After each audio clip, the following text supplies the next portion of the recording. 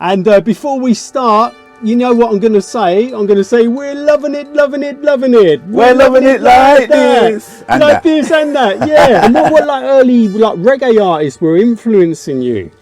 People like Yellow Man, Ninja Man, Professor Nuts. I was really into Professor Nuts. Was you rocking? Was you like rocking string vest and like the Clark's Wallabies and all that? Yeah, the whole lot. I've even got photos. Clark's Wallabies had a click suit. So what did you have to do as a sound boy? You had to carry speakers. Carry speaker? Yeah, carry the speakers, set it all up, check it all out, warm up the sounds. And the thing is, the night was run by Double J and Scorpio. But then they had backing from Kiss. Wow, what names? Double J and Scorpio. Yeah. So I love that. Literally gone into the deep end. I've gone into a rave in Mayfair. Where was it? Like in the Tower Block? Yeah, they had a few places. They'd move around, obviously because of the DTI at the time. But the most popular place was Holly Street. Most pirate stations were now about Holly Street. And who were some of like the big garage DJs? At the time, we Matt Jam Lamont, Nois the Boss Windross, Mike Roughcut Lloyd. From Do You Really Like It by DJ Pied Piper and the Masters of Ceremonies came out. That's right. And it was a massive chart success. I mean, it blew up big time, innit? Yeah. So yeah. Tell me about that, because what a wicked tune, and big up to the Pied Piper as well. Yeah. We got to be honest here, DT. Yeah. The UK, man. London as well. You know, we've got so much talent out there. It's ridiculous. Like the amount of MCs, DJs, producers. And reading up about you as well, DT. You've also done a bit of acting work, innit? Oh yeah. Weren't you in Rise of the Foot Soldier? Yeah, I was in Rise of the Foot Soldier. Was you friends with Dave Courtney as well? Yeah. What a big RIP to Dave. But we used to go downstairs. They had a big sound system downstairs, so we used to go down there and practice. Big up G Spot. Big up Sneaky D, RIP. Big up David Long. We ready to rock this thing? Yeah, man, ready to roll. Let's do this. Lights, camera, action. On this week's show, I have someone who was learning his craft as an MC on the reggae sound systems and had guest appearances on some legendary sounds like Saxon, Coxon and King Tubby's, and got bang into the UK garage sound and was blessing up the mic at the Legends nightclub when they had the horny garage nights, and is known for his lyrics on the #1 chart anthem Do You Really Like It by the Masters of Ceremonies. We have the multi-talented, the diamond geezer in the back, of Jack of all trades. We've got the one and only MCDT in the back of the cab. I'm here. Yes, DT. It's an honour, man. It's an honour to have you in the cab. Thank you, sir. And before we start, you know what I'm going to say? I'm going to say we're loving it, loving it, loving it. We're loving it like this. And like that. this and that, yeah. And do you know what? How many thousands of times do people tell you that? Yeah, I love it. As long as it's all love, it's all good. That's all that matters, isn't it? Yeah. But listen, I can't wait to chat to you about history, history of the garage sound in London.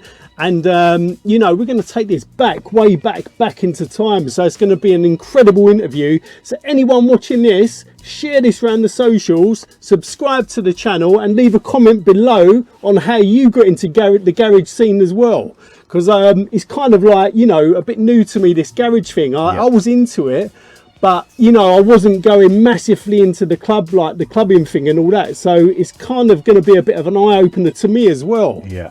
So, DT, first question, or two questions I always ask is like, whereabouts are you from and what was it like growing up, as a kid? Originally, I grew up in southeast London, between Grove Park, Catford, Lewisham and Kidbrooke. That's right, you're from my manor, isn't it? Yeah, originally, yeah. The Blue Borough. Yes. Yeah. And then, that's where I grew up. That's where I honed my skills of MC, and it all started right there. So how did that kind of, that musical-wise, what music was you growing up to? Because obviously I think you're a bit younger than me, probably by about 10 years or something. So what kind of music, what was inspiring you musically? Musically inspiring me was a reggae. Very much the reggae culture in Jamaica. So I used to sit down when I was 7 and watch all the MCs in Jamaica doing their stage shows, their energy, the crowd energy. All of it, and I've just looked at the TV and thought, that's what I want to do. And then I just started writing lyrics, and then my mum used to take me carnival every single year without fail. And I used to just jump on the mic, ask the MCs for the mic at the carnival. Some would say yes, some would say no. For example, I went to, this was a bit older, I went to Gossips in Dean Street where David Rodigan used to play. And I asked his MC, his MC was Papa Face at the time. And I asked him for the mic when I was there and he said no. But now I understand why he said no. I didn't get it at the time, but now I get it why he said no. I could have been rubbish. I could have said anything on the mic, and he said no. But yeah, I respect that now. Well, you needed to home in on your craft and basically perfect your style. Exactly, and he didn't know me from Adam. He didn't know what I was going to come out with, so I understand where he was coming from. Yeah, so you stood back for a bit. Yes. But you was learning your craft at an early age, innit? I mean, because you had like the Leo International sound system at school, innit? Yeah, at secondary school, we set up a little sound system. I used to make my own speakers. Literally go down to, there's a shop called, I think it was called Tandy's at the time. Tandy, that's right, it was Tandy's, yeah. Tandy's, you could buy anything, speakers, wires. Tandy was one of the shops. Yeah, anything, any bits you needed electrically, you could buy it there. So I used to buy my speakers, buy the boxes, make the boxes, phone them up. And Mum wasn't happy having speakers around my bedroom, but hey. And the neighbours definitely weren't too happy, me blasting music out when my mum was at work. She don't know that though. And did you have like a little sound system set up in your bedroom, like with a microphone and all that? Yeah, everything. Every day I'll be practicing in my room, really, really loud. This is why when I go to do things now, I like things loud. If I go to do radio, it's got to be loud, because I practiced on loud sound systems, literally in my room. The neighbours, I think they appreciated my music eventually. They had no choice. Yeah.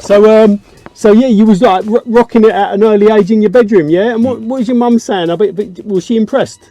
She was impressed, but she just kept saying, turn it down. Obviously, the neighbours. I waited for her to go to work before I would really turn it up. And get that bass going. Exactly. And what like early like reggae artists were influencing you?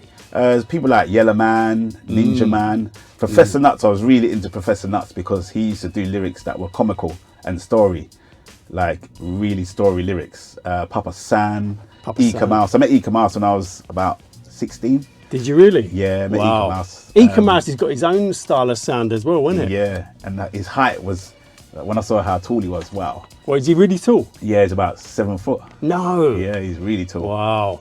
Without high heels. And Yellow Man as well, what an absolute legend. Yes, Yellow Man, yeah. Proper legends in the game. When I look at that, they were my idols. And also watching Saxon, because obviously they were local, so to me it's like, well, if they can do it, then I can do it. So I used to go to their dances and watch them, how they perform, how they do the lyrics, etc, etc. Yeah, that's speed chatting as well. Yeah, big up to Tipper and all the Saxon. Big up Tipper Irie. Yeah, man. Junior San, Papa San. I just done a wicked interview with Tipper as well, and anyone watching this, go and get Tipper's book. It's wicked. Yeah, I heard. So big shout out to Tipper. But yeah, like Saxon and all them sounds, they were like they were ahead of the game, innit? I mean, did you go to like the park jams? Yeah, 100%. I went to there was a place called Childers Street in Deptford. Childers, you used to go Childers? Yeah. I used to go Childers. Yeah, Childers was wicked. I just thought, Childers Park, with the willow tree. Yeah. Free music. It's wicked. That was heaven for me.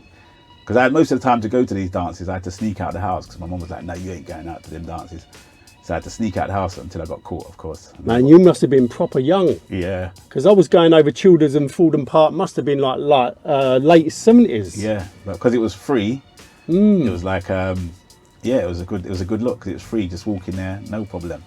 Yeah, that was wicked. And did you get into the skanking? I love the skanking. Kind of. I got into the bogle. What's the bogle? The one you go. The bogling. Yeah. Yeah. But I found after that dance, you couldn't really dance. It made you dance off key. Yeah, but it was full of energy though, wasn't it? Yeah, very much so.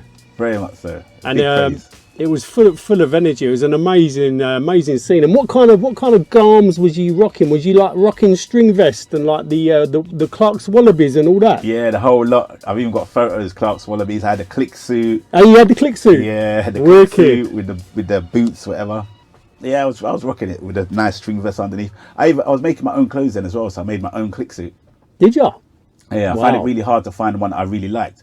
So I thought, you know what, I'm going to make my own. And I did. Yeah, and it looked wicked.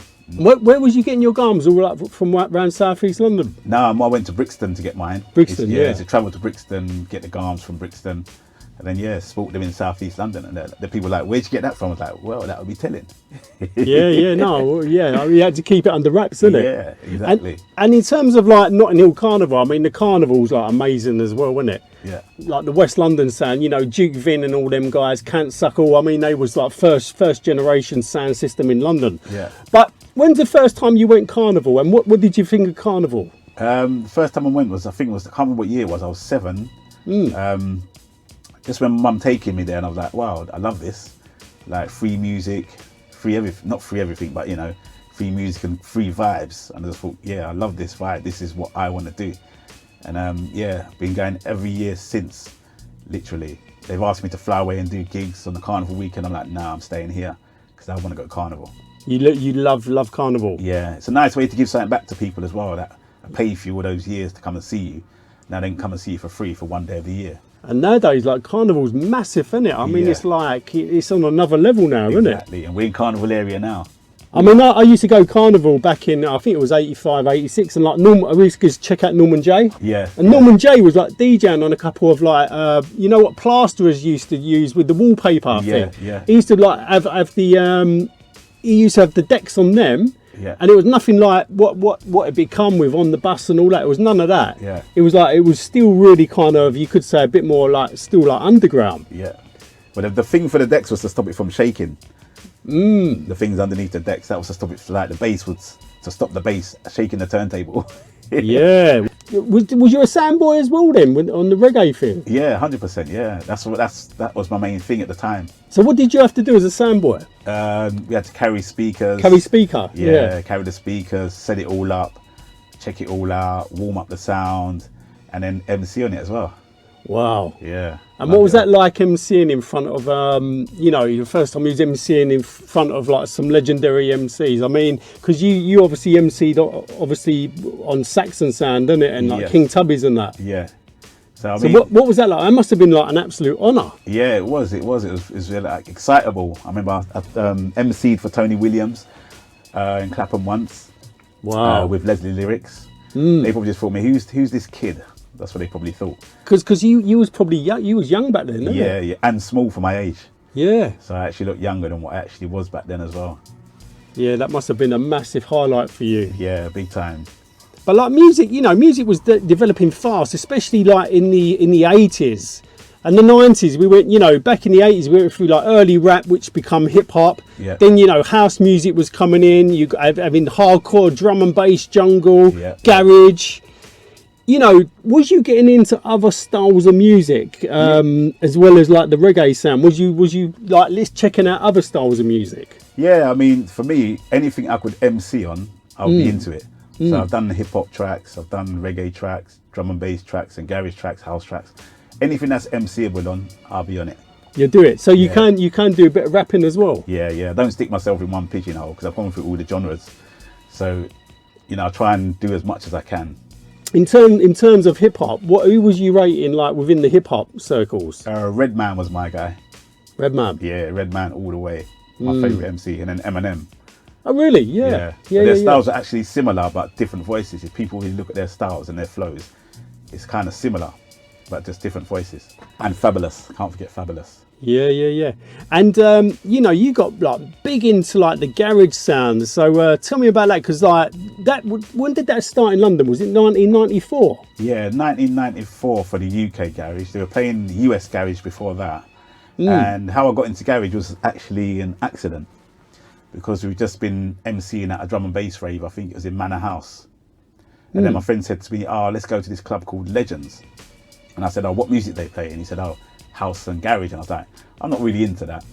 And he goes to me, come on man, it'd be all right, there'd be girls there. That was it, I was sold. Once he said there was going to be girls there, you was off. Yeah. So I've gone into Legends. The night was called Horny. Well, what a name as well, wasn't it? Yeah. I mean, you probably wouldn't get away with that nowadays, isn't it? And the thing is, the night was run by Double J and Scorpio, but then they had backing from Kiss. Wow, what names? Double J and Scorpio. Yeah. So I love that. Literally gone into the deep end. I've gone into a rave this is in Mayfair. Never touched garage before. Gone in there for Double J and Scorpio, and I've said to them, no one was MCing, so I thought. Who was Double J and Scorpio? Were they the DJs? They were the DJs, but they were also the promoters. Right. So Right. I've gone up to them and said, listen, no one's MCing. Do you mind if I MC? And they said, yeah, that's cool, as long as you don't overdo it, because it's garage. I said, fine. So I went to my car, got my mic, plugged my mic in, and then I was there, and I was there for 4 years as a resident after that. Wow, 4 Literally every week. years. Yeah, that was the start of everything for garage. Tell me about a garage, because the first garage club I went to was called the Gas Club. Yeah. In Leicester Square. Can't even remember the year, but it would have been like early 90s somewhere. But tell me about, about why you love garage so much. I just loved the vibe of it. When I went in there and I saw the vibe of it, like people dressed up nicely, having a good time, no headache, no trouble. No dramas. Yeah, it's just It's calm. just a good vibe. Yeah, Yeah. that's what I was about. It must have been amazing, like, MCing at Horney, I mean, that sounds like such an amazing night. And Legends, what a wicked club as well. Burlington Street, wasn't it? Yeah, that's right, yeah. But the thing is, when I was doing Legends, after a week or so, because I was doing drum and bass as well, I'll be working at Legends on the Thursday, and on the Wednesday I'll be working at Samantha's, which was New Burlington Street, and Legends was Old Burlington Street. That's so right. Wednesday Samantha's, and then Thursday Legends. So things were starting to happen, Beginning to pop. Yeah. And I was going to say, how did you get your name, like MCDT? That comes from my school name, Daddy Tiny. We just shortened it to DT. Oh, so your toasting name was Daddy Tiny? Yeah, because I was short. Yeah. And at primary school, I gave myself that name. I kind of got that name as Daddy Tiny. So you kind of shortened it to DT. Yes. I was going to say, like, pirate radio was pivotal back in the day, because there was no internet, like, back in, or especially like the 80s and early 90s. That's right. So, like, club nights were being promoted via the pirate radio station, and also the pirate radio stations were pivotal in playing the underground music that the commercial stations weren't playing. That's right, yeah. Can you tell me, about what was you listening to pirate radio? I was listening to pirate radio, but it was more for drum and bass. I mean, I never started on a pirate station for garage, but I was doing a station called Eruption 101.3. The Demolition Crew. Where were they based? East London. Oh, they're from East. Yeah. We had to travel from south to east. You used to go through the Black Wall. Yeah. Where was it? Like in a tower block? Yeah, they had a few places. They'd move around, obviously because of the DTI at the time. But the most popular place was Holly Street. Most pirate stations were now about Holly Street. There's a few tower blocks, and you might find Cool FM in one part, Eruption in another, Rude FM in another place.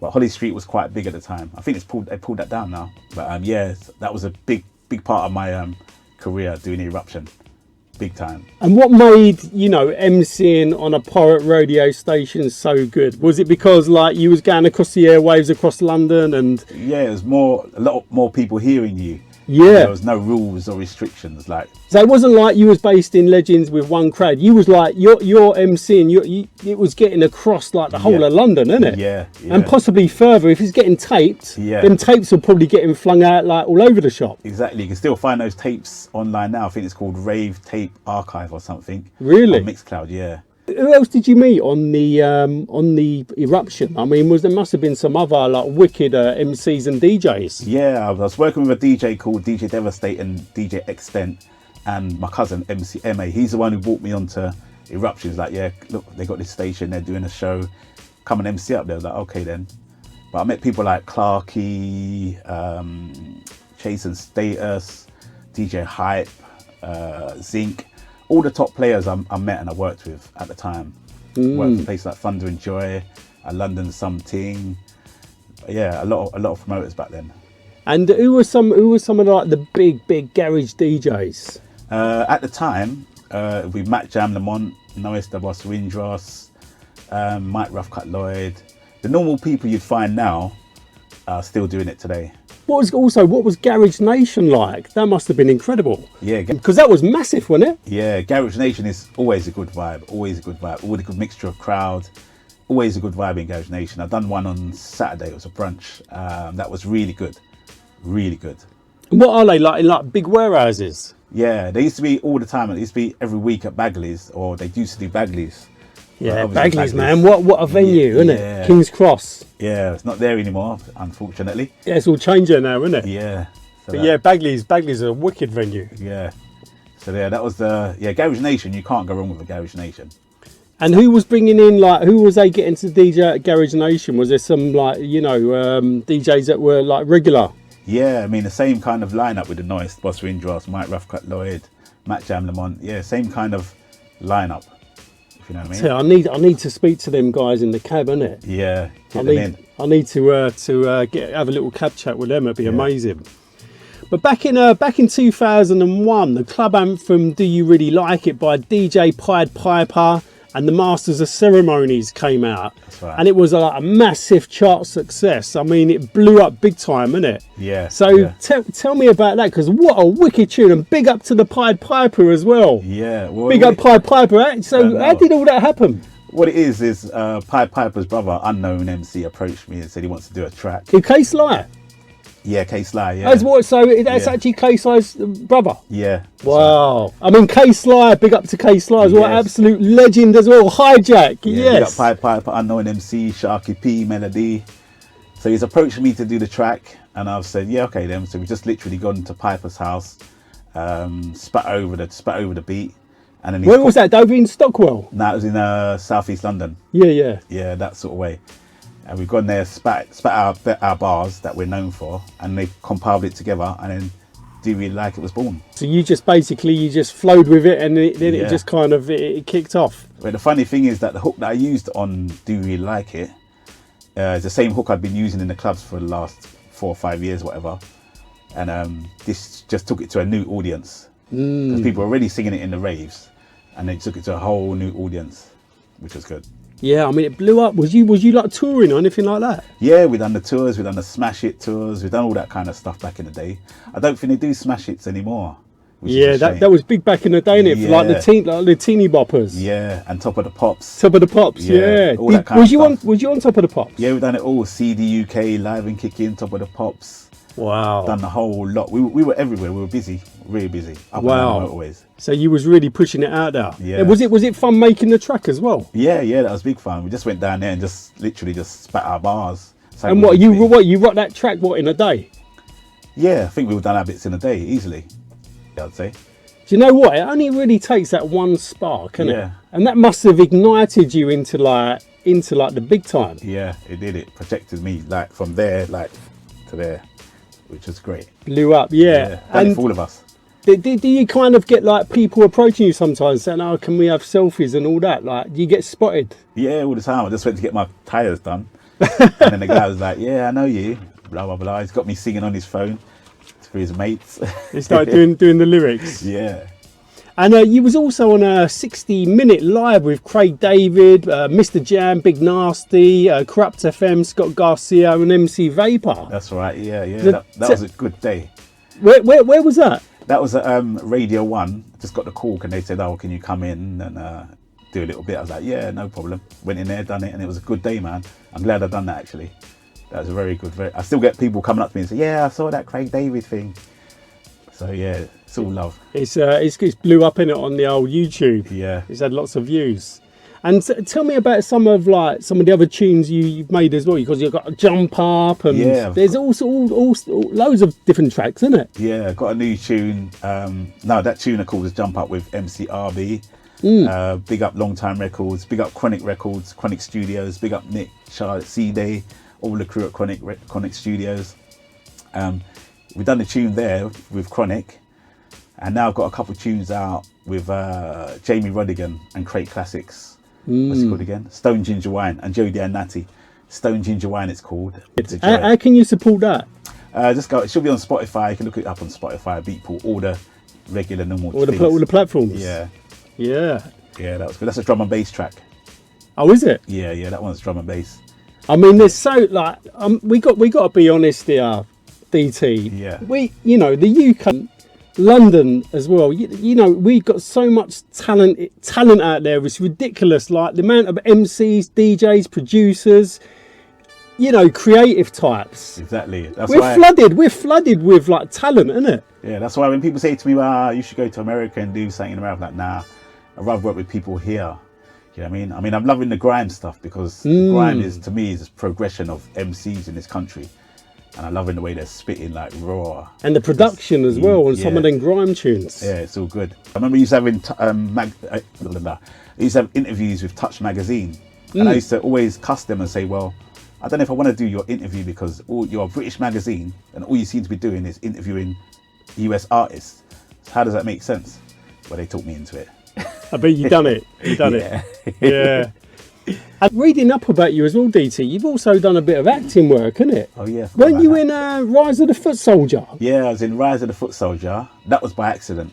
So what did you do in Rise of the Foot Soldier? I was literally a drug dealer that got shot. So there's no coming back for me. Was that was that in the first one? Yeah, the very first one.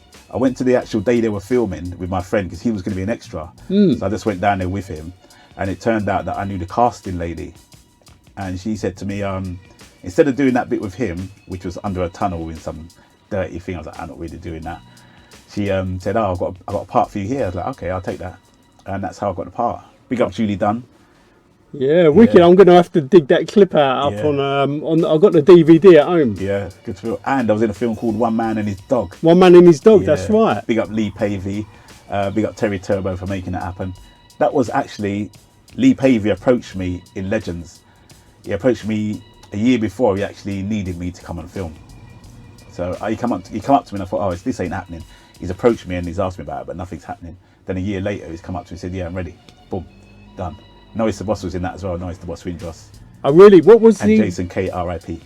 Wow, yeah, R.I.P. definitely. Talking of R.I.P. as well, was you friends with Dave Courtney as well? Yeah. What very a much big so. R.I.P. to Dave Courtney. Yeah, I mean, and Mr. T. Dave was like from around my manor. So what was Dave like? Dave was cool. He was a fun character. He just liked to party and have fun. That was Dave. He And looked that's like kind of fun. he sounded like the sort of down to earth character where you could get him in the back of the cab, have a good old laugh with him, and he'd have loved all this. would he? Yeah. With the lights. Yeah. Yeah, nice. It's a big loss. Did you ever go to Camelot Castle? No, I was invited, but I think every time he had a party on, I was working or doing a gig, so I couldn't make it. Yeah, It's quite far out in it as well. yeah. No, it's quite a way. It's Yeah. like my neck of the woods, isn't it? Yeah. So Down it's like, south east London. Yeah, but yeah, big R.I.P. to Dave. Yeah, You've also got your own production company as well. that's right. Loving It Productions. Just done a TV pilot. That should be coming out soon. I'll let you know more about it. It's a bit top secret at the moment, but that's coming out soon. I've paid for it. It's all filmed. It's ready to go. And a clothing line. Boom, boom, boom, boom. What's the boom. clothing line called? Loving It Clothing. Loving It Clothing. I'm loving it. I'm loving it. Yeah, wicked. I love that. So, and where can you purchase the garms from? At the moment, it's only online, but I'm in talks with somebody who's got a shop in Westbourne Grove. To hopefully get some bits in there.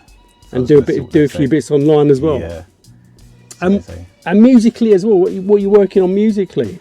At the moment, I've just done a track with a guy called Traj Official and Red Rum, and it's called Started with a DM. That one's on the go. We shot the video, and another track with DJ Ryder, D Panch, and Pims. What's the name of the track again? 90s Boo. That's it, 90s Boo. So those two tracks are for 2024 so far. So we got a lot coming forward. Yeah. And like, what does music mean to you? Being creative. I mean, it must have kind of kept you on the straight and narrow. Yeah, 100%. And also mentally as well. It must help people mentally, like making music and writing lyrics, and Yeah, it's good. It's nice to be creative. it's nice like to, a release. yeah, and it's nice to do something that you can share with other people and get it out to as many people as you can. Because growing up, I knew I wasn't going to be doing a 9-to-5 job. I just knew that wasn't me. At school, I wasn't naughty, but I was cheeky, and I just knew I'm not going to be one of those guys that's sitting in an office, being told when to go toilet, when to eat, when to come to work, when to leave. I knew that wasn't me. When I left school, I done a trade in paint and decorating. So I left school and went straight into a firm called JW Faulkner, and I was doing paint and decorating for a couple of years. Then I left that, and then I went to the BBC as an in-house telephone engineer. But at that time I was doing gigs as well. So I would always get into work like maybe 2 hours late, 3 hours late, and then I go to the green room and have a sleep till I got caught. I love that, the green room. Yeah. Yeah. Then I The got chill out room. another job at the London Business School.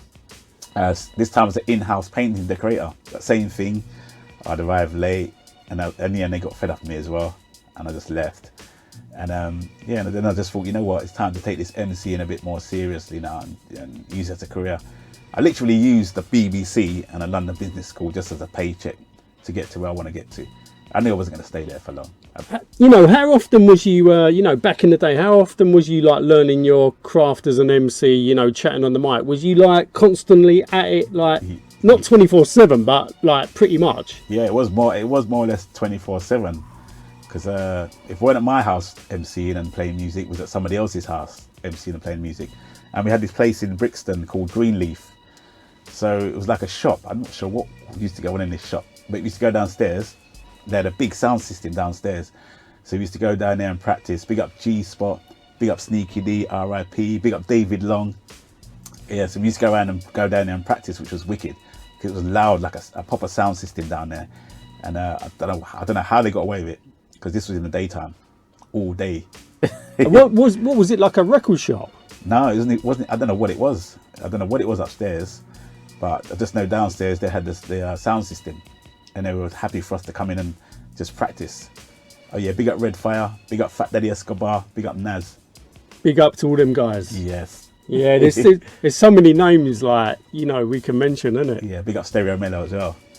You know, there's a little bit of madness going on at the moment, you know, a bit of negativity and all that. Is there a kind of like a positive sort of message that you can send to the younger generation, like to the youth? Yeah, my thing is just, first of all, get some knowledge of what's really going on in this world. That's the first thing I can say.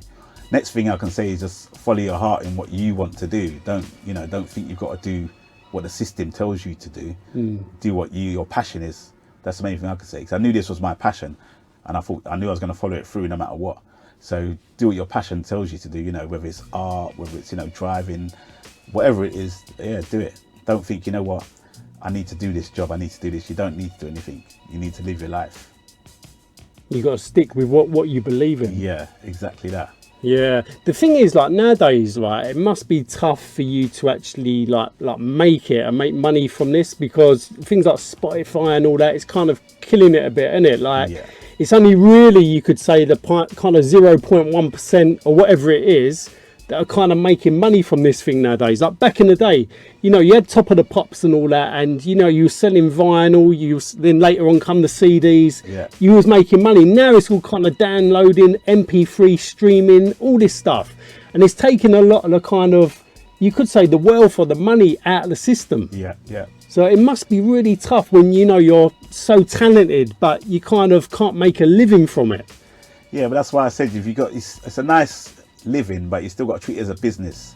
So, you know, there's not many businesses that start off straight away making X amount of money. So you got to grow your business. So you just, same thing, you grow your career, just like a business. And that's it. And you'll do all right out of it if you do that. And how active are you? I mean, are you kind of like, do you MC sort of like all around the UK, sort of fairly regular? Yeah, I'm all around the UK, at least every weekend, and sometimes in the week I do gigs.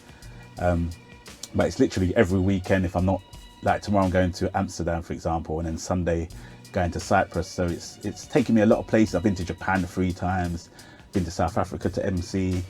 Wow. I mean, it's taken me places that I might not even have gone to. You know what I mean? Which is good. That's incredible, isn't it? Yeah. Do you get a real kind of like buzz out of doing it? You must love it. Yeah, I do. I live for it. You can tell that you can tell, like, you know, you're shining in the back of the cab. You've got so much passion for this thing, you know, and you don't want it to leave you. You know, you're built for this, isn't it? Yeah, man. I'll be doing it till I'm in a wheelchair. We'll be carrying you out. Yeah. Carrying you onto stage. As long as the voice works, I work. Yeah. But, you know, it's really nice to see that, you know, you've made a career from this. You're making a bit of money from doing this, and, you know, something that you love to do. Yeah. I mean, you surely are blessed. But I'll tell you what, another important thing as well, DT, is I think your personality shines through as well. Yeah. So not that you're a wicked MC, wicked at toasting, chatting and all that. You're just a top geezer as well. Yeah, I've always been a people's person, so hopefully that shines through as well. It does shine through, and I think that kind of also, you know, nails that kind of thing where if a promoter's out there thinking, yeah, who can we call on? Yeah, let's get DT down and like spit some lyrics on the mic. Yes. Because for one, you've got what it takes, and for two, you ain't going to be like, you know, you're a diamond geezer. Yes, thank you, appreciate that. And you are, as I said, you're a bit like an Arthur Daly character. You've got loads of like little things popping off, innit? Yeah, literally, little fingers in little pies. Which might turn into a big pie. Yeah. And also, I've got to give a big shout out to Rachel Darcy as well, and Jay. Yes, big up Rachel Darcy. Big up Jay Burnett. Jay Burnett, what a legend. Yes, the crew. What an abs coming from us soon. Oh yeah. Yeah, can't wait to hear that. We'll have to get you in the cab, man, do a video. Yeah, 100%. Obviously, we're a little bit rushed for time because I know you've got to be shooting out as well. But is there kind of like, you know, how can people kind of reach you and support you? I mean, have you got like details on Instagram? Yeah, my Instagram is @1mcdt, numerical 1. You can get stuff on my website, all the listings of where I'm going to be, mcdtlovingit.com, loving with a G, the proper way. You can find me there. And I'll tell you what an absolute, you know, what an absolute lyric. I mean, loving it. We're loving it like that. You know, it's just like, you know, it's grounded into us, isn't it? Yeah. I actually said that lyric when I first started doing it. It was just as a joke. Really? Yeah. Just like loving it. We're and then started using it, and it worked. And it's stuck. Yeah. And look what it's done. Yeah, it's incredible, and you, as I say, DT, you're a diamond geezer. And I'll tell you what, do you want to do this the old school way? Is there anyone you want to kind of give a little shout out to, or? Yeah, big up my mum, my dad, R.I.P. Big up my sister Nicola, Darren, all the kids, all the family. Big up David Massive, Shawnee B, Naz. Big up Stereo Mellow. That was a sound that I joined as well, called Stereo Mellow. Big up Michael X. And anyone else I've forgotten, Double J, Scorpio, MC Emmy, MC MA, DJ Devastate, DJ Extent, Demolition Crew from Eruption, big up Piper, Melody, Sharky P, Unknown MC, or big up Ministry of Sound, Relentless Records. There you go. There's so many, and there's so many to name, and apologies if anyone's been missed out. But big shout out to all of you. You know, you're all amazing, you're all incredible. And I've got to say, take my hat off to you, DT. What an absolutely wicked little cab chat we've had there, capturing a bit of your history. And it's been an honour. I hope you enjoyed it. It's something a bit different, isn't it, in the back of a London black cab? Yeah, there's more to come. Don't worry, there's more to come. We'll have to do it in another year or so. Yeah, no, listen, man, we're definitely going to be doing a part 2 because there's a few more questions I want to ask you. But I know we're kind of a little bit rushed for time and all that, and you've got to shoot. But listen, it's an honour having you in the cab. Thank you, sir. And anyone watching this little interview, subscribe to the channel, hit the like button, leave some comments and whatever. And I'm absolutely blessed to have you in the back of the cab. Wicked. DT, so let's do this. That was wicked, man. Wicked. There you go. So you're going to like bust one of your tunes, innit? Yeah. You're going to play one of your, like, bit of one of your tunes for us. Yeah, hold tight. Here it comes. Right, let me just, let me put the stabilisers on the cab and we're going to, let's pull off. And hit me with one of your new tracks. You ready? Quickly tell me, what's this track called? This one's called Started with a DM, Traj Official, or Traj, myself and Red Rum. Also, I'm going to play another track for you as well. It's called 90s Boo, D-Panch, myself and Pims, and DJ Ryder. Yeah, big up to all of ya. Let's right, hit us with the tunes. Ready? Yo, MCDC! Go back and be friends. Red Rama! Traj Official! Because it all started with a DJ. Because it all started with a DJ. I'm the one that be claiming your sweetness. Make you feel weak for the love, I'm a genius. Take you on a journey from Earth to Venus. Buy Reebok, Nike and Adidas. That's what the guys said, just stay dreamers. And them to try, I should have a dry cleaner. Yeah, loving it. When my head's at the height of a cleavage. Yo, one time or 3 times. Now we gotta check in with the full rewind. Pop a couple bottles, let me get a deep wine. In the meantime, let me decline. Decline. If I get it, would you let it be mine? We could even set it up on the B-side and show all your secrets and I let you see mine. Yo, let me slow the flow down. Everybody's looking at the phones now. On the gram, on Shazam. Understand, I'm the man. Holding hands, what's the plans? Where's your voice? Will I am. You didn't know you're messing with the champ. 'Cause she's a lead singer of my band. Wicked. Yes. And where can people support that? Spotify, all the normal platforms, it's all out there. Videos out there too. Boom. Wicked. And what's the second one you're going to play? Second one's called 90s Boo. Right. 90s Boo. DJ Ryder, D Panch, myself, and Pims. Wicked. Hillsbrook. Let's turn the volume up on this. Okay. I want all of you. You my 90s boo. I like my man old school. You're what I wanted, what I wanted. 90s boo. 90s boo. 90s boo. 90s crew MTV's doing it just for you. I believe it, leave it, leave it. I believe it when I see it. I believe it, leave it, leave it. I believe it will come true. Some of them are calling me old school. Some of them are calling me new. Some of the girls screaming out, who's that handsome dude? Like it's WV, I'm a 90s boo. 90s crew MTV's doing it just for you. I'm doing it for your massive. I'm doing it for your crew. Make your body feel unreal when I step on the one and two. So how can people support that? Same thing, all the normal platforms, Spotify, it's all out there. All the technology's there. You know what to do, people. Go on them download sites and, And support. stream to your heart's content. Exactly. But listen, DT, absolute honour, mate, having you in Lovely. the cab. Thank you very much, sir. Enjoyed it. And what a journey, and we will be doing a part 2. Booyah. You know that. Lovely.